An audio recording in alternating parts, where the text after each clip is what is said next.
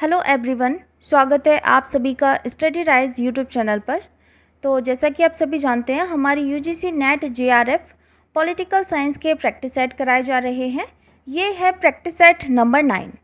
तो जिसने 8 नहीं देखे हैं तो वो लोग प्लेलिस्ट में जाकर देख सकते हैं। एक अलग से प्लेलिस्ट बनी है UGC net JRF political science करके, तो आप वहाँ से जाके चेकआउट कर सकते हैं।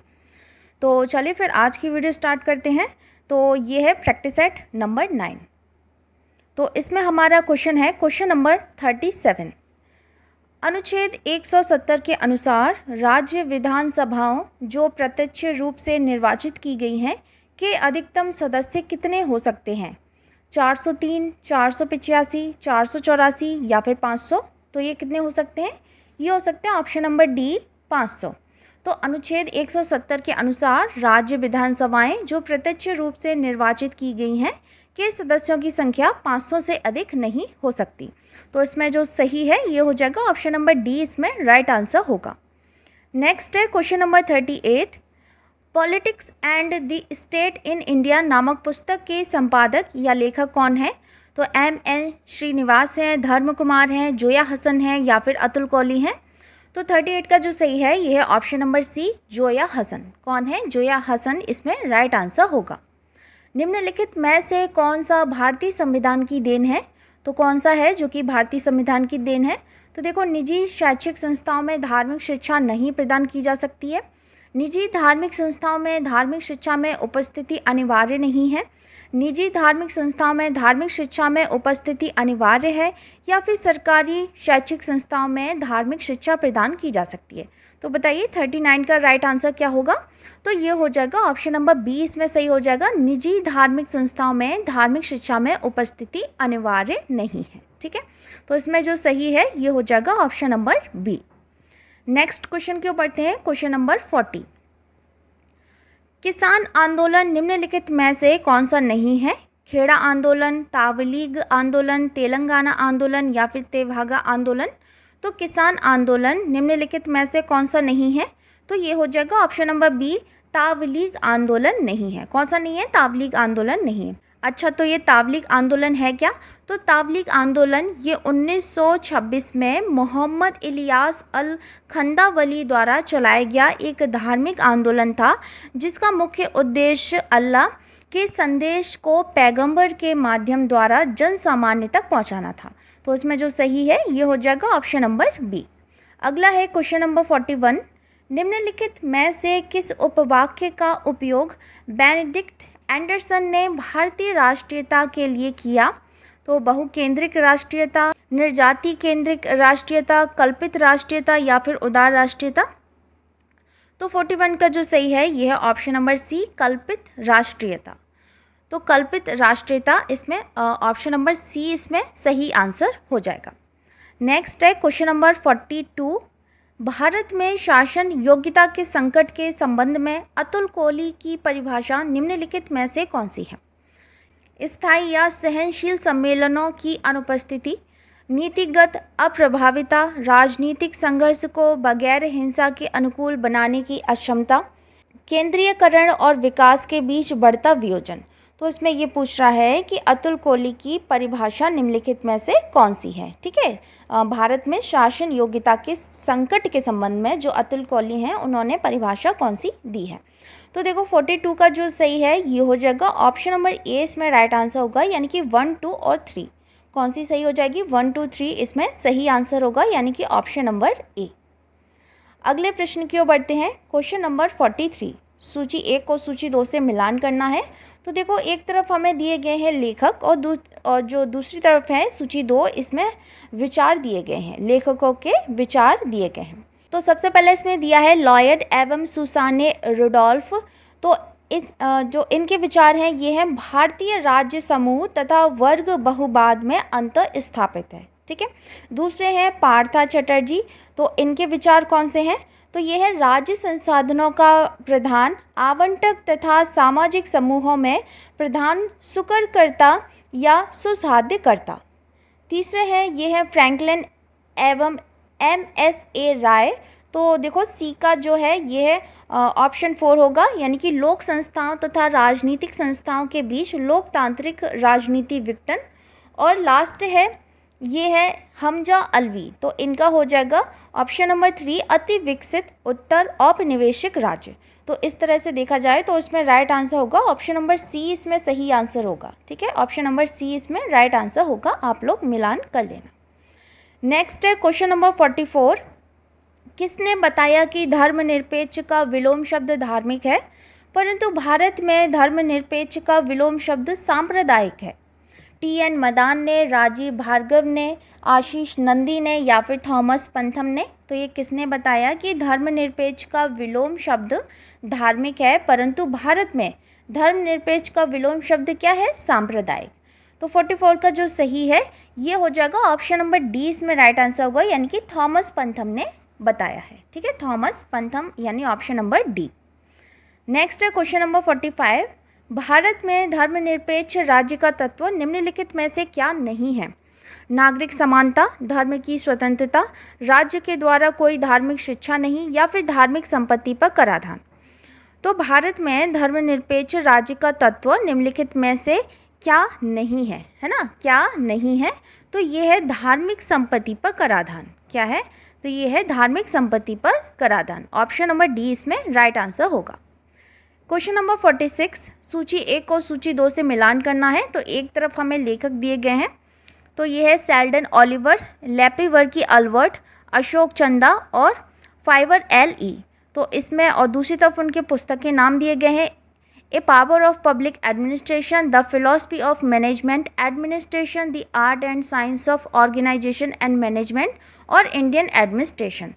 तो देखो इसका मैं डायरेक्ट आंसर बताती हूँ। 46 का जो सही हो जाएगा, 46 का जो राइट आंसर है ये हो जाएगा ऑप्शन नंबर सी, इसमें राइट आंसर होगा, यानी कि 2341 है ना, 2341 आप लोग इसमें मिलान कर लेना। ठीक, नेक्स्ट है क्वेश्चन नंबर 47, भारत में वरिष्ठ सिविल कर्मचारी के पदोन्नति के मामले का फैसला कौन करता है? प्रधान कार्यालय, विभागीय पदोन्नति समिति, प्रधानमंत्री या फिर मंत्रिमंडल समिति? तो कौन करता है? तो ये करता है मंत्रिमंडल समिति, है ना। भारत में वरिष्ठ सिविल कर्मचारी जो सर्वेंट्स होते हैं उनके पदोन्नति के मामले का फैसला कौन करता है? मंत्रिमंडल समिति। अगला है क्वेश्चन नंबर 48, निम्नलिखित में से किसने कहा है कि लोक प्रशासन सरकार के केवल कार्यकारिणी शाखा के प्रचालनों को समाविष्ट करता है? लूथर गुलिक हैं, एल.डी. वाइट हैं, डब्ल्यू.एफ. विलोबी हैं या फिर एल.डी. वाइट तथा लूथर गुलिक हैं? तो कौन है? ये है ऑप्शन नंबर फर्स्ट, यानी कि ए हो जाएगा, लूथर गुलिक है। तो लूथर गुलिक का कथन है कि लोक प्रशासन सरकार के केवल कार्यकारिणी शाखा के प्रचालनों को समाविष्ट करता है। तो इसमें जो सही है ये ऑप्शन नंबर ए इसमें राइट आंसर होगा। नेक्स्ट है क्वेश्चन नंबर 49, उदासीनता का अंचल अवधारणा किससे संबंधित है? तो अभिप्रेरणा से है, सत्ता से है, नेतृत्व से है या फिर निर्णय से है? तो बताइए उदासीनता का अंचल ये अवधारणा है ये किससे संबंधित है? और इसके अलावा जो भी बच्चा चैनल पर पहली बार आया है, चैनल को पहली बार विजिट कर रहा है, तो चैनल को ज़रूर सब्सक्राइब करें और साथ ही साथ बेल आइकन को भी प्रेस कर लेना। जब भी जैसे वीडियो अपलोड होगी तो आपके पास नोटिफिकेशन आ जाएगी, है ना। तो चलो बताइए इसमें 49 का राइट आंसर क्या होगा? तो 49 का जो सही है ये है ऑप्शन नंबर बी, सत्ता हो जाएगा। क्या हो जाएगा? सत्ता हो जाएगा। तो उदासीनता का अंचल ये अवधारणा किससे है? सत्ता से संबंधित है। तो इसमें जो सही है ये ऑप्शन नंबर बी। नेक्स्ट है क्वेश्चन नंबर 50, लोक निगम की विशेषता निम्नलिखित में से कौन सी है? इसे मंत्रालय के नियंत्रण से पूर्ण प्रशासनिक स्वायत्तता प्राप्त है। इसका राष्ट्रीय बजट से पृथक अपना बजट होता है। निधियों के प्रबंध में इसे पूर्ण स्वतंत्रता प्राप्त है या फिर इसे निजी उद्यम की पहल का लाभ प्राप्त है। तो लोक निगम की विशेषता निम्नलिखित में से कौन सी है? तो यह है ऑप्शन नंबर ए, इसे मंत्रालय के नियंत्रण से पूर्ण प्रशासनिक स्वायत्तता प्राप्त है। इसमें सही हो जाएगा ऑप्शन नंबर ए, इसमें राइट आंसर होगा। अगले प्रश्न की ओर बढ़ते हैं। क्वेश्चन नंबर 51, अभिप्रेरणा के हर्ज वर्ग द्विकारक सिद्धांत में हाइजीन या स्वास्थ्यता कारक में निम्नलिखित में से क्या समाविष्ट नहीं है? है ना, क्या समाविष्ट नहीं है? तो पहला है उत्तरदायित्व, दूसरा है वेतन, तीसरा है कार्य की स्थितियाँ और चौथा है कंपनी नीति। तो क्या है 51 का राइट आंसर? ये है ऑप्शन नंबर ए, उत्तरदायित्व। क्या हो जाएगा? ऑप्शन नंबर ए इसमें राइट आंसर होगा उत्तरदायित्व। नेक्स्ट है क्वेश्चन नंबर 52, परफॉर्मेंस बजट या निष्पादन बजट शब्दावली किसके द्वारा गढ़ी गई थी? भारतीय प्रशासनिक सुधार आयोग द्वारा, यूएसए का प्रथम हूवर आयोग, यूएसए का द्वितीय हूवर आयोग या फिर भारतीय प्राक्कलन आयोग। तो परफॉर्मेंस बजट जो शब्दावली है ये किसके द्वारा गढ़ी गई थी? तो ये गढ़ी गई थी ऑप्शन नंबर बी, यूएसए का प्रथम हूवर आयोग द्वारा। तो यूएसए का प्रथम हूवर आयोग द्वारा परफॉर्मेंस बजट शब्दावली गढ़ी गई थी। ठीक है, निष्पादन बजट जो शब्दावली है ये गढ़ी गई थी। इसमें जो सही है ये ऑप्शन नंबर बी। नेक्स्ट है क्वेश्चन नंबर 53, लोक निगमों की कार्यविधि के बारे में निम्नलिखित में कौन सी सिफारिश भारत के प्रशासनिक सुधार आयोग की सिफारिश नहीं थी? तो उच्च अधिकारी पूर्णकालिक कर्मचारी होने चाहिए, संबंध मंत्रालय के सचिव को प्रबंध मंडल के सदस्य के रूप में हमेशा शामिल किया जाना चाहिए, आंतरिक लेखा परीक्षा को अधिक प्रभावी बनाया जाना चाहिए या फिर उपयुक्त सभी। तो 53 का जो सही है, अच्छा इसमें क्वेश्चन क्या बोल रहा है? लोक निगमों की कार्यविधि के बारे में निम्नलिखित में से कौन सी सिफारिश जो कि भारत के प्रशासनिक सुधार आयोग की सिफारिश नहीं थी, है ना, नहीं थी पूछा है हमसे। तो इसमें जो सही हो जाएगा 53 का राइट आंसर है ऑप्शन नंबर बी, संबंध मंत्रालय के सचिव को प्रबंध मंडल के सदस्य के रूप में हमेशा शामिल किया जाना चाहिए। तो इसमें जो सही है ये ऑप्शन नंबर बी। नेक्स्ट है क्वेश्चन नंबर 54, पद वर्गीकरण निम्नलिखित में से किसका वर्गीकरण है? कर्तव्य भार, वेतन, पदधारियों की निजी हैसियत या फिर विभाग। तो पद वर्गीकरण निम्नलिखित में से किसका वर्गीकरण है? तो ये है ऑप्शन नंबर ए, कर्तव्य भार का। किसका है? ड्यूटीज का है ना। नेक्स्ट है क्वेश्चन नंबर 55, अधिकारियों का पेशेवर निकाय जो स्थायी, वैतनिक और कुशल होता है, सिविल सेवा को इन शब्दों में किसने परिभाषित किया? तो फेलिक्स निगियो ने, ओ.जी. स्काल ने, हरमेन फाइनर ने या फिर E.N. ग्लेडन ने। तो अधिकारियों का पेशेवर निकाय जो स्थायी, वैतनिक और कुशल होता है, तो सिविल सेवा को इन शब्दों में किसने परिभाषित किया? तो ये किया ऑप्शन नंबर सी, हरमेन फाइनर ने। किसने किया? हरमेन फाइनर ने। तो हरमेन फाइनर ने परिभाषित किया है कि अधिकारियों का पेशेवर निकाय जो स्थायी, वैतनिक और कुशल होता है। नेक्स्ट क्वेश्चन की ओर बढ़ते हैं, क्वेश्चन नंबर 56, निम्नलिखित में से किस रिपोर्ट में विशेषज्ञों और सामान्यज्ञों के संबंधों पर विचार किया गया है? तो कोठारी समिति रिपोर्ट, सरकारिया समिति रिपोर्ट, हेल्डेन समिति रिपोर्ट या फिर फुलटन समिति रिपोर्ट। तो ये है ऑप्शन नंबर डी, फुलटन समिति रिपोर्ट। तो फुलटन समिति रिपोर्ट ने विशेषज्ञों और सामान्यज्ञों के संबंधों पर विचार किया गया है। अगला है क्वेश्चन नंबर 57। क्वेश्चन नंबर 57 है, अनुसूचित जातियों और अनुसूचित जनजातियों के लिए सेवाओं में प्रावधान निम्नलिखित में से किस अनुच्छेद के तहत किया गया है? अनुच्छेद 315, अनुच्छेद 335, अनुच्छेद 365 या फिर अनुच्छेद 375। तो इसमें जो सही है ये ऑप्शन नंबर बी, अनुच्छेद 335 के अंतर्गत। ठीक है, अनुच्छेद 335। तो संविधान के अनुच्छेद 335 में अनुसूचित जातियों और जनजातियों के लिए सेवाओं के प्रावधान का विश्लेषण किया गया है। अगला है क्वेश्चन नंबर 58, गैंग प्लैंक का संबंध निम्नलिखित में से किससे है? तो बताइए किससे है? इक्विटी से है, स्तर शेषांतरण से है या लेवल जंपिंग से है, पहल से है या फिर अभिप्रेरण से है? तो ये है ऑप्शन नंबर बी, स्तर शेषांतरण से। ठीक है, लेवल जंपिंग से है। अगला है क्वेश्चन नंबर 59, निम्नलिखित में से कौन सी लोक निगम की विशेषता नहीं है? लोक निगम की विशेषता नहीं है ना। यह कानूनी पहचान है, यह ना तो किसी पर मुकदमा चला सकता है और ना इस पर मुकदमा चलाया जा सकता है, यह किसी से अनुबंध कर सकता है, यह संपत्ति का मालिक हो सकता है। तो निम्नलिखित में से लोक निगम की विशेषता नहीं है, तो कौन सी नहीं है? तो 59 का जो सही है यह ऑप्शन नंबर बी, यह ना तो किसी पर मुकदमा चला सकता है और ना ही इस पर मुकदमा चलाया जा सकता है। सही हो जाएगा इसमें ऑप्शन नंबर बी। अगला है कथन कारण वाला प्रश्न दिया गया है, अखिल भारतीय सेवाएं ना तो संविधान की संघीय विशेषता का उल्लंघन करती है, ना राज्यों की स्वायत्तता का। अब इसमें कारण दिया गया है, अखिल भारतीय सेवा अधिकारी केंद्र सरकार के नियमों से शामिल होते हैं और राज्य सरकारों का उन पर पूरा नियंत्रण होता है। तो देखो इसमें जो सही है ये हो जाएगा, देखो ऑप्शन नंबर डी इसमें राइट आंसर होगा, यानी कि ए गलत है लेकिन आर इसमें राइट दिया गया है। ए गलत है लेकिन आर जो दिया गया है, जो उसका कारण दिया गया है वो सही दिया गया है। तो इसमें ऑप्शन नंबर डी इसमें सही आंसर होगा। नेक्स्ट है क्वेश्चन नंबर 61। अलेक्जेंडर वेदांत को आप किस सैद्धांतिक उपागम के अंतर्गत रखेंगे? उत्तर आधुनिकतावाद, आलोचनात्मक सिद्धांत, नव मार्क्सवाद या फिर सामाजिक निर्मितवाद। तो अलेक्जेंडर वेदांत को आप किस सैद्धांतिक उपागम के अंतर्गत रखेंगे? तो आप रखेंगे ऑप्शन नंबर डी सामाजिक निर्मितवाद, है ना। सामाजिक निर्मितवाद इसमें राइट आंसर होगा ऑप्शन नंबर डी। अगला है क्वेश्चन नंबर 62। निम्नलिखित संधियों का सही आरोही कालक्रम क्या है? सही आरोही कालक्रम लगाना है हमें। तो पहला है comprehensive test ban treaty, land mines ban treaty, chemical weapons agreement या फिर इंडिफिनेट एक्सटेंशन ऑफ NPT। तो हमें इसे सही आरोही क्रम में लगाना है ना, सही आरोही कालक्रम में लगाना है। तो देखो 62 का जो सही हो जाएगा ये हो जाएगा ऑप्शन नंबर बी इसमें राइट आंसर होगा, यानी कि 3 4 1 2, 3 4 1 और देन 2।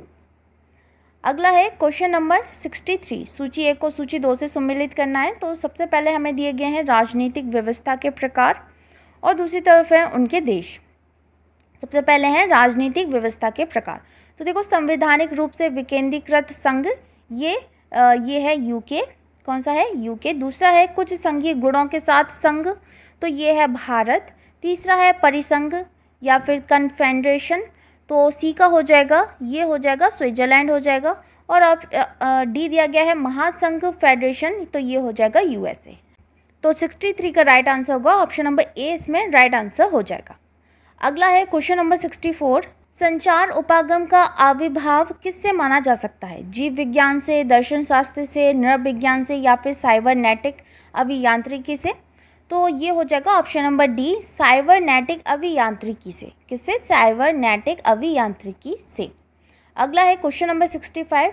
स्टीवेन मर्च के अनुसार निम्नलिखित में से कौन सा अभिलक्षण तृतीय स्तर राज्यों को चिन्हित करता है? तो भ्रष्टाचार है, अभिशासन का संकट है, प्रभुसत्ता के मुद्दे हैं या फिर आर्थिक अस्थिरता है। तो 65 में जो सही है ये है ऑप्शन नंबर बी अभिशासन का संकट है। क्या है? अभिशासन का संकट। तो स्टीवेन मर्च के अनुसार इसमें से कौन सा है, यानी कि अभिशासन का संकट है जो कि अभिलक्षण तृतीय स्तर राज्यों को चिन्हित करता है। अगला है क्वेश्चन नंबर 66। निम्नलिखित में से किसके विचारों से राष्ट्र संघ यानी कि लीग ऑफ नेशंस की संकल्पना का उदय हुआ? E.H. कार, कैसर विल्हेम, वुड्रो विल्सन या फिर फ्रैंकलिन डी रूजवेल्ट? तो 66 का जो सही है यह है option number C Woodrow Wilson. तो अमेरिकी राष्ट्रपति वुड्रो विल्सन के विचारों से द्वितीय विश्व युद्ध की समाप्ति के पश्चात राष्ट्र संघ यानी कि लीग ऑफ नेशंस की संकल्पना का उदय हुआ था। तो इसमें जो सही हो जाएगा ये हो जाएगा ऑप्शन नंबर सी इसमें राइट आंसर होगा। अगला है क्वेश्चन नंबर 61। कथन कारण वाला प्रश्न दिया गया है। तो क्षेत्रीय दलों का उद्भव और सशक्तिकरण परस्पर संबंध है। ठीक है। कारण है निचले स्तर पर क्षेत्रवाद की जड़ विशिष्ट संस्कृतियों और पहचानों में है ना, पहचानों में है। तो देखो 67 का जो सही है ये है ऑप्शन नंबर ए इसमें राइट आंसर होगा, यानी कि ए तथा आर दोनों सही हैं और आर ए का सही स्पष्टीकरण भी करता है। तो इसमें सही कौन सा हो जाएगा? Option number A. अगला है क्वेश्चन नंबर 68। भारतीय विदेश नीति का कौन सा निर्धारक भारत द्वारा 1980 के पूर्व इजराइल को वास्तविक मान्यता दिए जाने का कारण नहीं था, है ना, नहीं था? तो आर्थिक तत्व, भारतीय समाज की बहुलवादी प्रकृति, भारत का इतिहास और परंपरा और भारतीय राष्ट्र की विचारधारा। तो 68 का जो सही है यह है भारत का इतिहास और परंपरा। तो भारतीय विदेश नीति का कौन सा निर्धारक है जो कि भारत द्वारा 1980 के पूर्व इजराइल को वास्तविक मान्यता दिए जाने का कारण नहीं था? तो ये हो जाएगा ऑप्शन नंबर सी भारत का इतिहास और परंपरा। अगला है क्वेश्चन नंबर 69। भारत पाकिस्तान के कश्मीर विवाद के समाधान के लिए सुरक्षा परिषद द्वारा नियुक्त आयोग का सदस्य निम्नलिखित में से कौन सा देश नहीं था? अर्जेंटीना, यूएसए, कोलंबिया या फिर यूएसएसआर। तो 69 का क्या हो जाएगा? ये हो जाएगा ऑप्शन नंबर डी, यूएसएसआर। तो भारत पाकिस्तान के जो कश्मीर विवाद के समाधान के लिए सुरक्षा परिषद द्वारा नियुक्त आयोग का सदस्य निम्नलिखित में से कौन सा देश नहीं था? तो ये हो जाएगा ऑप्शन नंबर डी। अगला है क्वेश्चन नंबर 70। अंतर्राष्ट्रीय संबंध में हॉट लाइन का क्या अर्थ है?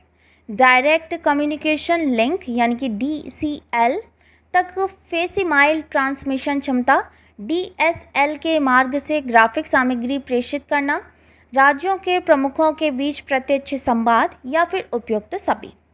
तो ये हो जाएगा ऑप्शन नंबर डी, उपयुक्त सभी। हॉटलाइन का क्या अर्थ होता है कि डायरेक्ट कम्युनिकेशन लिंक, DCL तक फेसिमाइल ट्रांसमिशन क्षमता, DCL के मार्ग से ग्राफिक सामग्री प्रेषित करना और राज्यों के प्रमुखों के बीच प्रत्यक्ष संवाद। नेक्स्ट है क्वेश्चन नंबर 71। निम्नलिखित में से किस कारण से भारत और बांग्लादेश के बीच संबंध तनावपूर्ण हुए? तो विरुद्ध अंतर क्षेत्रों पर दावा संबंधी समझौता, अखोरा अगरतला लिंक का निर्माण करना, बांग्लादेश मेघालय सीमा के अगल बगल सीमा बाजार स्थापित करना या फिर तीस्ता नदी जल वितरण। तो ये क्या है? यह है ऑप्शन नंबर डी, तीस्ता नदी जल वितरण। तो तीस्ता नदी जल बंटवारे को लेकर हाल के 5 वर्षों में भारत और बांग्लादेश के बीच संबंध तनावपूर्ण हुए थे। नेक्स्ट है क्वेश्चन नंबर 72। तो इसमें देखो कथन कारण वाला प्रश्न दिया गया है। तो कथन बोल रहा है हमसे, प्रत्येक राज्य आज अपनी विवादग्रस्त मीडिया छवि को येन केन प्रकारेण सुधारने के लिए किसी भी हद तक जाता है तथा आज के पत्रकार प्रभावशील रूप में प्रेक्षक के स्थान पर सक्रिय सहभागी बन गए हैं। ठीक है। अच्छा, इसका कारण दिया गया है, मीडिया युद्ध एजेंडा तय करता है और सहमति उत्पादित करता है। क्या है? मीडिया युद्ध एजेंडा तय करता है और सहमति उत्पादित करता है। तो देखो इसमें 72 का जो सही हो जाएगा ये हो जाएगा ऑप्शन नंबर डी, इसमें राइट आंसर होगा। यानी कि एक गलत है परंतु जो आर दिया गया है वह सही दिया गया है। ठीक है। अगला है क्वेश्चन नंबर 73। भारत पाकिस्तान के निम्नलिखित समझौतों को कालानुक्रम में व्यवस्थित करना है। तो पहला है आगरा एकार्ड, दूसरा है ताशगंद एग्रीमेंट, तीसरा है लाहौर एग्रीमेंट और चौथा है शिमला एग्रीमेंट। तो नीचे दिए गए कूट में सही उत्तर हमें चुनना है। तो कौन सा है? सबसे पहले ये है ताशगंद एग्रीमेंट। ये हुआ था 1966 में, 1966 में ताशगंद एग्रीमेंट। दूसरा है शिमला एग्रीमेंट, ये हुआ था 1972 यानी कि 1972 में, 1972 में। फिर तीसरा है लाहौर एग्रीमेंट, ये हुआ था 1999, 1999। और फिर चौथा है आगरा एकार्ड, तो ये है 2001 में। ठीक है, 2001 में। तो इस तरह से देखा जाए इसमें राइट आंसर होगा 2431, इसमें सही आंसर हो जाएगा 2431, यानी कि ऑप्शन नंबर सी इसमें राइट आंसर होगा। नेक्स्ट है क्वेश्चन नंबर 74। सूची 1 को सूची 2 से सुमेलित करना है। तो एक तरफ हमें देश दिए गए हैं और दूसरी तरफ उनकी समस्याओं के बारे में दिया गया है। तो सबसे पहले है ये है पाकिस्तान। तो इसकी समस्या क्या है? ये है बगलीहार जल परियोजना। दूसरा है बांग्लादेश, ये है गैर कानूनी प्रव्रजन। तीसरा है नेपाल, तो नेपाल का है अल्पकालिक मार्ग। और चौथा है चीन, तो चीन का है तवांग घटना। तो इस तरह से इसमें राइट आंसर होगा, ये हो जाएगा ऑप्शन नंबर बी, इसमें राइट आंसर होगा 2134। क्या हो जाएगा? Option number B. नेक्स्ट है और आज का लास्ट क्वेश्चन है क्वेश्चन नंबर 75। सूची 1 को सूची 2 से सुमेलित करना है। तो देश दिए गए हैं और दूसरी तरफ उनके विवाद दिए गए हैं। तो कंबोडिया वियतनाम, इसका विवाद क्या है? ये है लैंड्रांग एंड आइलैंड्स ऑफ बाय। ठीक है। फिर दूसरा है म्यांमार थाईलैंड, इनका विवाद क्या है? तो ये है डाई लैंग। क्या है? डाई लैंग, ऑप्शन 3। फिर तीसरा है मलेशिया फिलीपींस, इनका क्या है? ये है सवाह या नॉर्थ बोर्नियो। और चौथा है वियतनाम फिलीपींस, तो इसका है स्पार्टलीज आइलैंड। तो इस तरह से इसमें जो सही हो जाएगा ये हो जाएगा ऑप्शन नंबर ए, इसमें राइट आंसर होगा, यानी कि 2 3 4 1, 2 3 4 1 आप लोग इसका मिलान कर लीजिएगा। ठीक है, तो फ्रेंड्स ये थी आज की वीडियो। अगर वीडियो आपको पसंद आती है तो इसे लाइक कमेंट शेयर करना ना भूलें और इसको अपने दोस्तों के साथ ज़रूर शेयर करें। मिलते हैं फिर बहुत जल्द नेक्स्ट वीडियो में, तब तक के लिए थैंक यू सो मच।